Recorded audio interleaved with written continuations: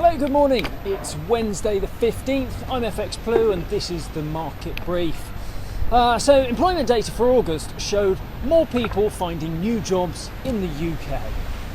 Claimant count dropped over 58,000 and the unemployment rate ticked down to about 4.6%. So it's all going in the right direction then. But supply chain shortages continue, spare parts and raw materials are not getting through, and coupled with the lack of HGV drivers, there's no one to deliver them. So there's no doubt recovery will be slower in Q3 than it was in Q2. Average earnings fell in August, which should help trim today's inflation data, but that is still expected to be around 2.8 to 3%.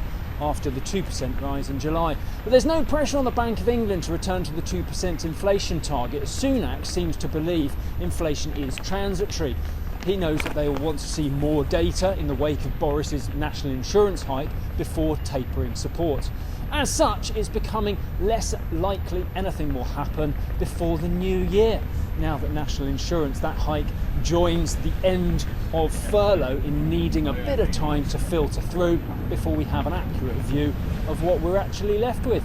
In the market, sterling gained against the weaker dollar. We touched 139.15, but we ran into pretty strong selling pressure over 139.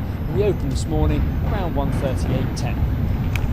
Over in the US, year-on-year CPI inflation was 5.3% in August. That is down from 5.4 in July, pretty much half of the course after Powell's Jackson Hole speech. It's another one in the plus column, 14 transitory.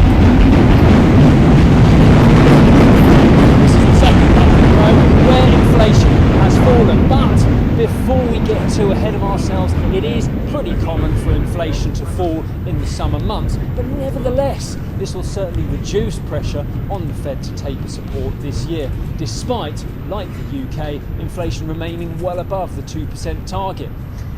Initially, the dollar reacted negatively to the inflation data, and the dollar index fell to 92.30, but it bounced back and it closed around 92.60, and euro dollar opens this morning just over the 118 mark. Right, that's it from me. Have a great day. Join me again tomorrow. If you do not have a clue, then just tweet through and ask FX Blue.